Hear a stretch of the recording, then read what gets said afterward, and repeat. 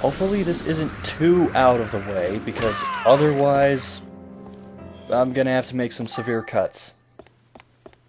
In the video, I mean. eh, touchy subject. Moving on. Jeez. Okay, I really hope it's not a habit of Sai to spawn so close to me that her feet are going through my head.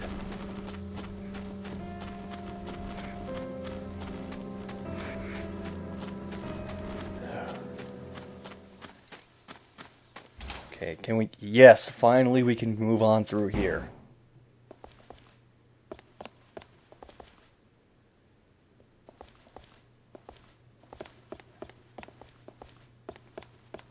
Wait, what is... An umbrella?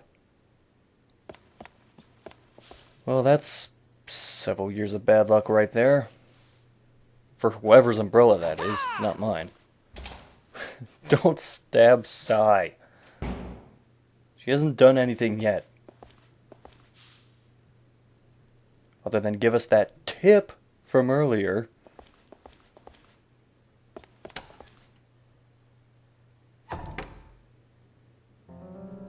This must be another second window. Oh god! Oh god! Oh god! Come from all sides.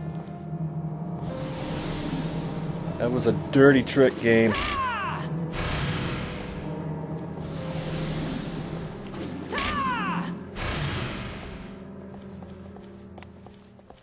You know, Sai, you could have warned me about that.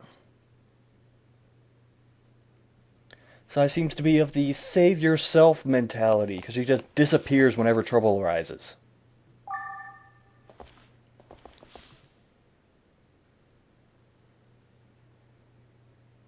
Hey, Sai. Are you gonna put on a shirt sometime this game?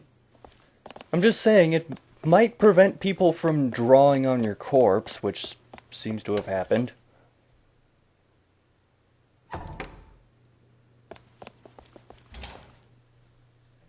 Alright, now we gotta go further down the stairwell.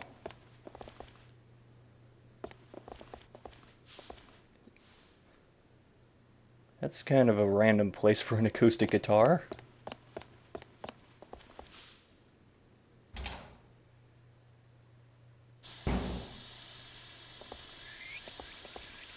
Oh, we're on the other side of that gap that I couldn't cross earlier. Well, hopefully there's something good in what... I hear that.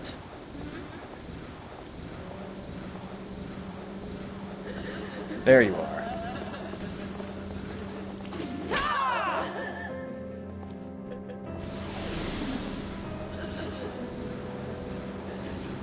You know, this is a rather ineffective parasite form. Oh. I didn't actually realize there was an item there.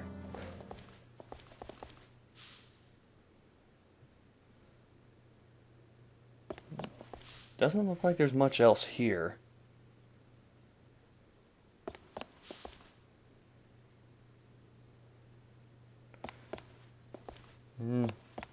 Still neater than my room, though. Oh god, the frame lag is back. Anytime that little girl's ghost is anywhere within my character's line of sight, the frame rate just drops. And it doesn't look like I can get through. Yeah, I can't get through there.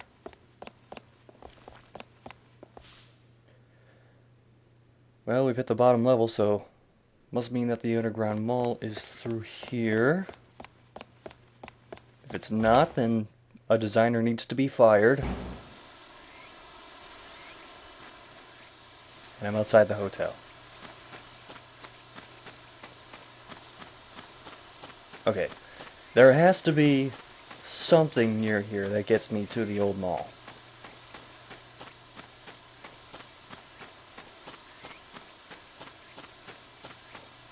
Maybe some sort of... what's that? Oh, I'm on the other side of the grating from before. Oh, this would be it.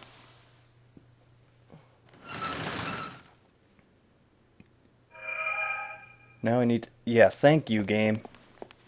I was already doing that, I just wasn't at the old mall yet.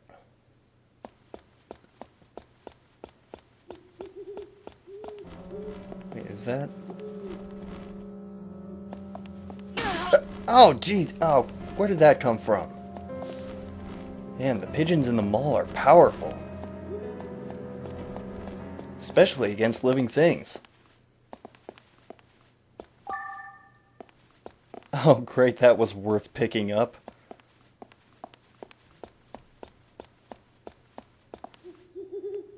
Let's try figuring out... Actually... Oh, right, you can't put stuff into the briefcase unless you're in the fire. Well, that thing took a lot out of me, so I'm gonna heal up real quick. I'll also clear a little inventory space that was taken up by the stick. And I'm just going to try and lure this thing into a vulnerable position. Ah. Left, Seto, left!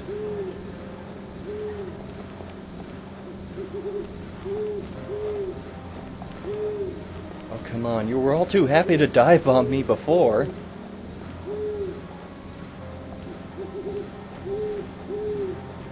There you go. Once again, thanks for the warning, Sai.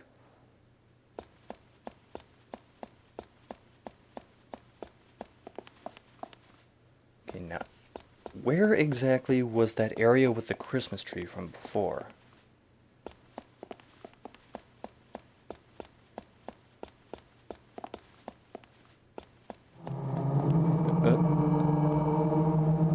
Hands again? Ah. At least they're not appearing right on top of me this time. You know what? The hands are appearing here. They're probably blocking the path that I need to take. That's the line of logic I'm going to follow for now. But I try very carefully not to accidentally walk within their reach.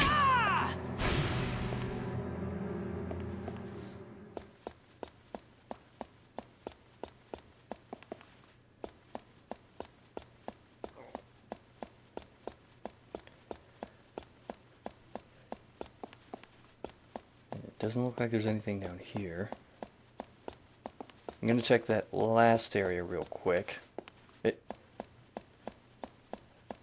Seto, this is no time for moonwalking. We gotta get going. Alright, well there's nothing here, so I'm gonna move ahead to the fire. Which is in the next room.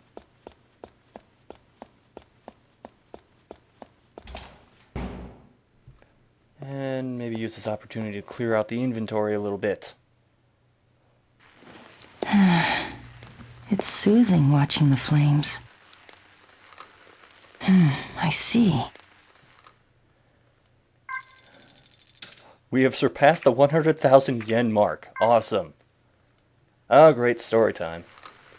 When I finally spoke to Mao again, it was the day of our high school graduation. I heard from our homeroom teacher that Mao was going to college in some far-off city. It was a college where he could really pursue his study of botany. I didn't want to leave things as they were. After the ceremony, I searched the school and found Mao by the school garden. It had been so long since I saw him up close, and he was a lot taller than I remembered.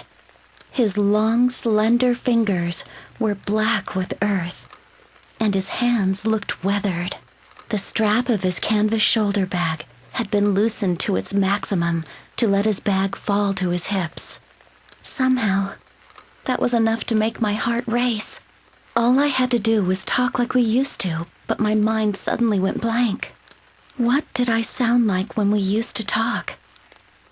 Was my voice high? Low? How did I choose my words? Was I curt with him? Cute?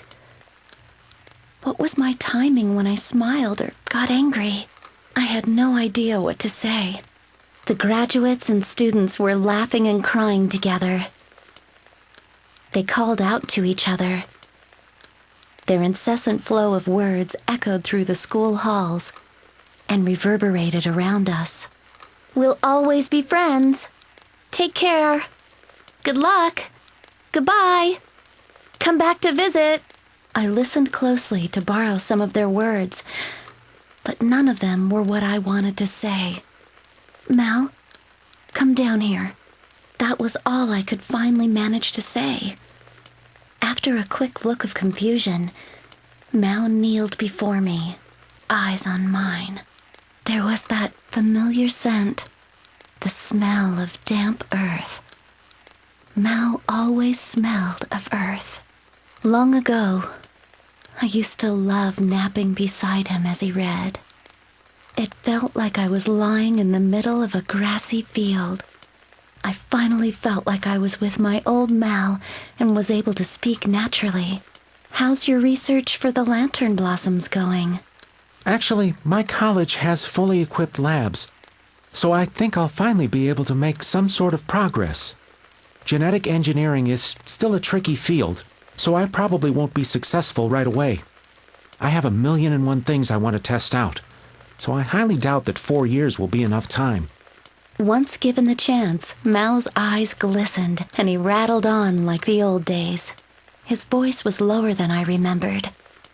He was intense and full of confidence, but there was still a bit of that old, delicate Mal in him, too. My heart was filled with so many feelings. I thought I'd burst into tears. I hadn't even cried during the ceremony. How had I survived being apart from Mal all these years? How could I stand not hearing him? How could I breathe without taking in his scent? Why hadn't I tried to patch things up sooner? And now, Mal was going far away. I would never be able to follow him with my legs. Mal was like a towering tree beside me. He offered me cozy shade, quenched my thirst with dew, gave me fresh oxygen to breathe. He was a gentle, peaceful tree. Mal, we'll always be friends, right? Yeah, Take care where you're going. yeah, Good luck. yeah. Goodbye. And come and visit me sometime. Yeah. I'm still studying photography, and I've even landed some gigs. I clicked the shutter, blown away by the force and breath and energy of the athletes. As a hobby, I've begun shooting trees and flowers, too. Whenever I capture the workings of life that flowers give off so powerfully, and yet can be so easy to miss if you're not careful, I swear I can smell Mal beside me. Though the year of his graduation came, Mal did not. Rumor had it he was staying late at the lab. He was so preoccupied, he'd probably forgotten all about me. I knew deep down in my heart he never had any intention of keeping his promise to see me again. By that point, he and I had already started to make our way down our own separate paths. I had left my tree called Mal and was already breathing on my own. I'd come to the realization that our dreams no longer fit on a one-page drawing the way they used to. Where did you come from? Where are you going? I'm sure you come from some place I don't know.